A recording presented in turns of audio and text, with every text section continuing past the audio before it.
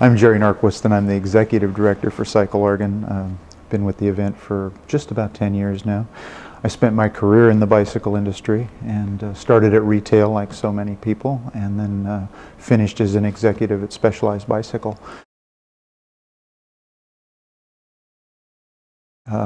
It's an interesting story how it started. There was an innkeeper down in Ashland, Oregon, and he was following what was going on with bike rides around the country, and he was definitely looking at what was going on with RAGBRAI. And if you're familiar with RAGBRAI, you know its contribution to rural communities is enormous. So he was watching that, and Oregon at the time, as it is now, was very economically depressed. So he thought, gosh, maybe we could put on a bike ride in Oregon, kind of mirror what's going on with RAGBRAI, and we could stimulate the economy in these rural communities.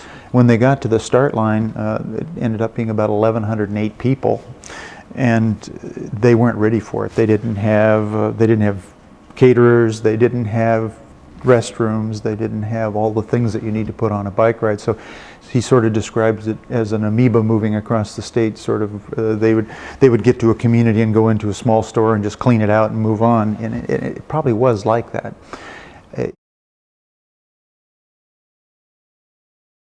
And I've been attending the National Bike Summit since it started back in 2001, and this year was a real eye-opener for us because we've always been going back to the National Bike Summit talking about the health issues, talking about congestion, talking about all the clean air, all the things that bicycling does for local communities, for the state, for the region, and for the country.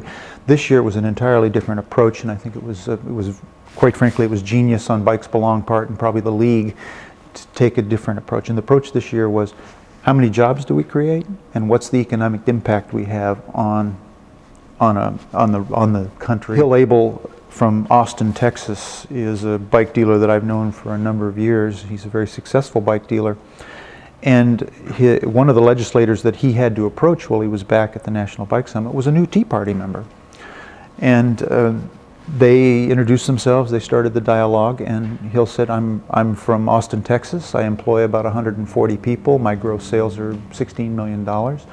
And cycling is very important to the state of Texas. Here's the economic data. That started the conversation.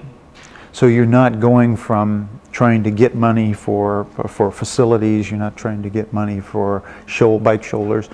You're saying, this activity has a substantial economic impact on my community, and therefore I think you need to listen to the things I'm going to ask for. Right now, what our country is concerned about are jobs, and they're concerned about economic benefits.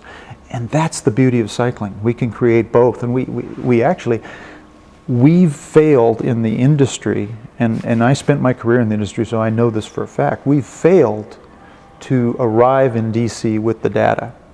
And I applaud Bikes Belong. I applaud John Burke from Trek in particular for taking a leadership role in this, to really understand that the data is what's going to be important as we move forward.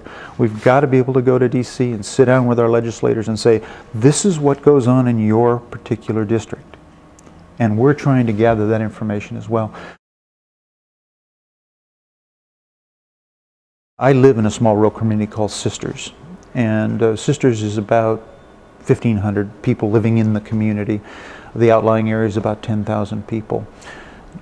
CycleOregon in 2002, CycleOregon visited Sisters.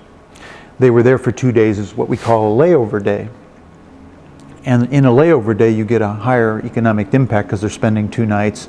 They have a chance to wander around the community and get to see it, experience it.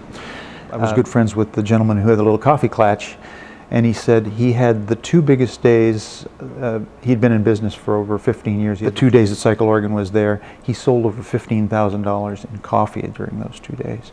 So that's an example of the impact. I think the impact in the community, a small community like that, if we spent over $125,000 while we were there, in a small rural community, that circulates a number of times and it stays there. And we're not buying gasoline, which leaves.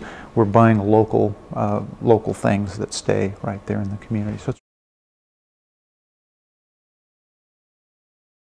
Tara's our community coordinator, and she visits the communities early on to ask the permissions and to see how they're going to operate to help us.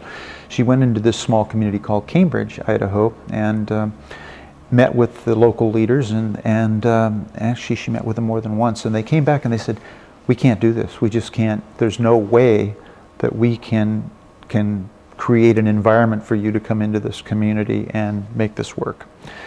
There was one woman in the audience that didn't feel that way, and she worked for the city, and she kept saying to the other people in the community, we can do this, we can do this. So she called Tara and said, come back, we're going to figure this out. Well, when I visited the community the first time, it was pretty low. There was a lot of debris around. It was an old agricultural logging community, and it was pretty depressed. By the time we got there, they'd cleaned the community up, put on one of the best organized community events with booths and things that they do. But the beauty of this story is that after we left, they started putting on their own bike ride. So that's the story that I think people need to understand. What we do is we show them that they've got the ability to do this, and we try and help them pull it off. Most rural communities already have the assets that they need to promote cycling tourism. They just don't know how to harness those assets. And I mean that by saying that a lot of them will have lodging, a lot of them will have restaurants, and a lot of them have camping. And in fact, some of them that we go to, that's all they have is camping. So what we try to do is to explain how you can take these resources, these assets, and promote them to the cycling community. For a small rural community to try and take these assets and then advertise it in a publication or advertise it in some way that'll be broad enough to attract the cyclists is really difficult for that individual community.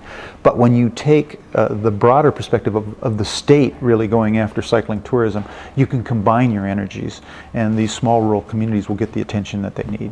Also the beauty of cycling is when you do travel by bicycle, you find how receptive people are to you. And that urban-rural divide that we experience all the time, we go into rural communities where people are making their money from logging or agriculture, and we take the doctors and lawyers and the professional people, and they're sitting together at a bar somewhere talking about how they care about the state and what's important to them. That is really the key. It's bringing those people together to start the dialogue. That's the success of this ride and why it's so important to the state.